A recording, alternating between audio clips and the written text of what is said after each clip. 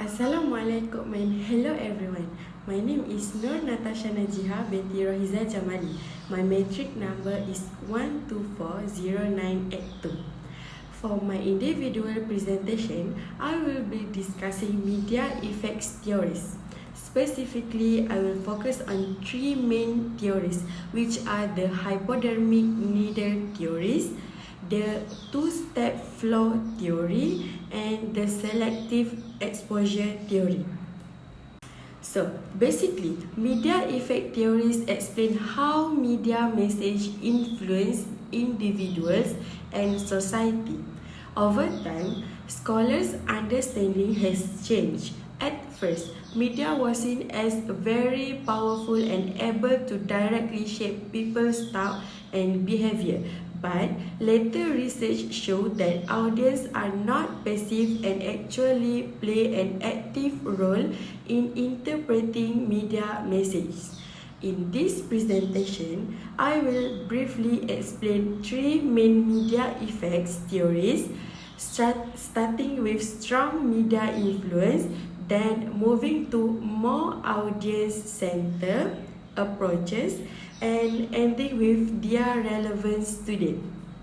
The first theory is the hypodermic needle theory, which appeared in the early 20th century when mass media such as newspaper, radio, and films became widely popular. During World War I, propaganda was heavily used and believed to be very effective, leading researchers to think that media message directly influence people's attitudes and behavior. According to this theory, media message work like an injection straight into the audience's mind. Audiences are considered passive, accepting message without question and responding in the same way. However, this theory was later criticized because research showed that people respond differently depending on their own thinking and social environment. Next is the two-step flow theory developed in 1940s by Lazarsfeld, Berelson, and Gaudet. Based on studies of voting behavior, their research showed that media influence does not happen directly to everyone. Instead, media messages first reach opinion leaders who are more informed and respected in their social group. These opinion leaders then share and explain the information to others.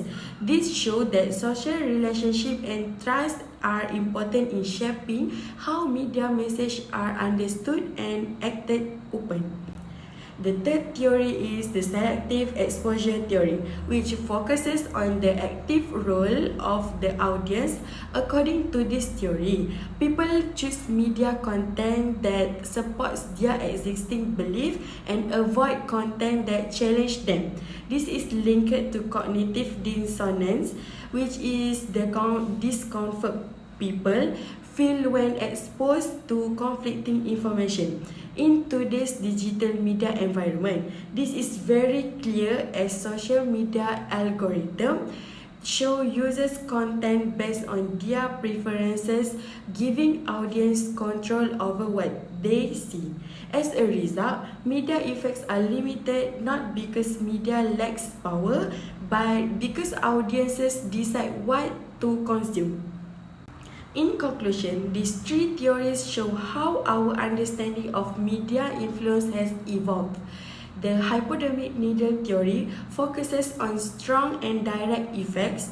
The two-step flow theory highlights the role of opinion leaders and social interaction, and the selective exposure theory emphasizes the active role of audiences.